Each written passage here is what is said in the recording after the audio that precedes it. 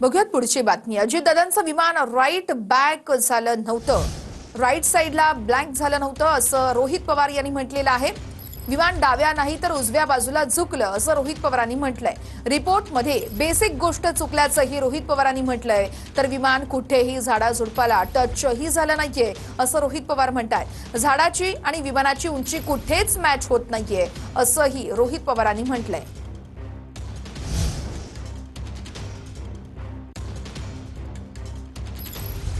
The aircraft was observed to have banked towards the right, म्हणजे right साइडला bank झालं होतं। म्हणजे जे पंखा असतो लेफ्ट साइडचा पंखा जर खाली असेल तर त्याला आपण लेफ्ट बँक बनतो। त्यामुळे हा व्हिडिओ बघितल्यानंतर सिद्ध होतं राईट बँक नव्हतं झालं, लेफ्ट बँक झालं होतं आणि ते लेफ्ट साइडला धावपट्टीचा पडलं होतं। हे तर आपल्या सगळ्यांना त्या ठिकाणी माहिती आहे। त्यामुळे या रिपोर्टमध्येच बेसिक जी गोष्ट आहे, गोळी कुठं लागली हे जर आपण विचारायला गेलं तर डोक्याला लागली का पोटात लागली, खरं कुठं लागली जर डोक्यात असेल तर इथं सांगण्यात आले की छातीत लागली। मग इथं बेसिकच जे ऑब्झर्वेशन आहे ते या रिपोर्टरचं नाही तर सॉरी त्या AIB या संस्थेचं चुकलंय या रिपोर्टमध्ये, असं आमच्या सगळ्यांचं मत आहे। इथं रिपोर्टमध्ये तुम्ही बघितलं असेल चर्चा एका झाडाची आहे, रिपोर्टमध्ये झाडे सांगितलेत म्हणजे ट्रीज सांगितलेत। आता ह्याच्यामध्ये अशी कुठली झाडं होती तिथे की ज्याच्यावर हे विमान ज्या झाडांना धडकून, झाडांना एक झाड नाही अनेक झाडांना धडकून हे खाली त्या ठिकाणी पडलं। तर याच्यामध्ये आम्ही थोडंसं बघितलं या बाजूला जिथं हे विमान इथं पडलं होतं तर इथं कुठंच तिथं झाड दिसत नाही, हे झुडूप आहे। पण या झुडपाला काही विमान तिथं टच सुद्धा झालं नव्हतं। याच्यामध्ये आपण जर बघितलं तर हा व्हिडिओ आम्ही काढलाय, तिथे हे झुडपं सोडली पण ही झुडपाची हाईट आणि विमान पडल्याची हाईट ही मॅच त्या ठिकाणी कुठंच होत नाही। त्यामुळे रिपोर्टमध्ये झाडांना धडकलं इथंच या AIBचं चूक त्या ठिकाणी झालेलं आहे। मग रिपोर्ट द्यायचा म्हणून रिपोर्ट दिला का कुठेतरी झाडांवर जबाबदारी ढकलून द्यायची असा कुठेतरी केविलवाना प्रयत्न AIB कडनं झाला असं आपल्याला म्हणावं लागेल। हा आहे अजितदादांचा ब्लॅक बॉक्स, हे आहे FDR आणि हा आहे CVR। आता ह्याच्यामध्ये तुम्ही जर बघितलं असेल तर इथं काही लोकांचे हे उचलताना बोटं लागलेत, म्हणून ह्याच्यावरची जी काही राख आहे ती तिथं स्वच्छ झालेली तुम्ही तिथं बघू शकता। आता हा आहे CVR हनीवेलचा आहे आणि LG टेक्नॉलॉजीचा हा FDR आहे।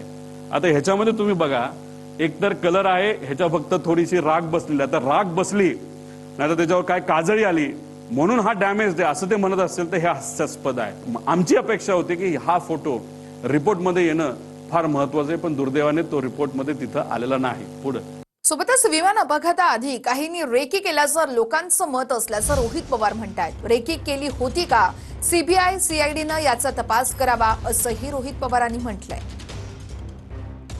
काही लोकांचं असं मत आहे की विमानतळाची रेकी करण्यासाठी ऍक्सिडेंटच्या आधी काही तिथं लोक आली होती असं लोकांचं मत आहे। ह्याचं क्रिमिनल इन्व्हेस्टिगेशन करायची जरूरत आहे, हे त्या CID आणि CBI करावं, याच्यात थोडंसं लक्ष घालावं असं आमचं मत आहे। तर नीचे से ऊपर तक हमारी पहुंच असं VK सिंग फोनवर म्हणाल्याचं रोहित पवार म्हणतात। आमचं कोणी काही बिघडवू शकत नाही असंही VK सिंग म्हणालेलं आहे। रोहित पवार यांनी ही माहिती दिली आहे। आमदार रोहित पवार यांचा VSR कंपनीचे मालक VK सिंग यांच्यावरती गंभीर असा आरोप आहे।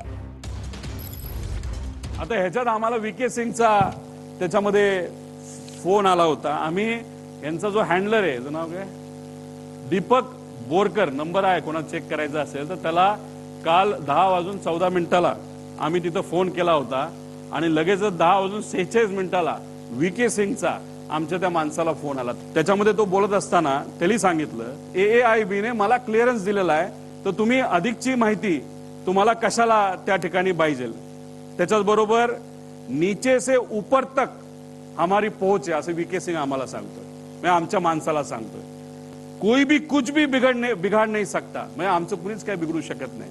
अभी भी हमारे प्लेन उड़ रहे हैं, सरकार भी हमारे प्लेन यूज कर रही है, तो आपको क्या दिक्कत है। काही प्रमाणात महाराष्ट्रातले मोठे मोठे नेते ज्याच्यामध्ये ज्यांचा ऍक्सिडेंट झाला त्यांचे नातेवाईक सुद्धा VSRचं विमान वापरतायत, तर रोहित पवारला त्यात काय पडलेलं आहे असं VK सिंगने तिथं मला सांगितलं।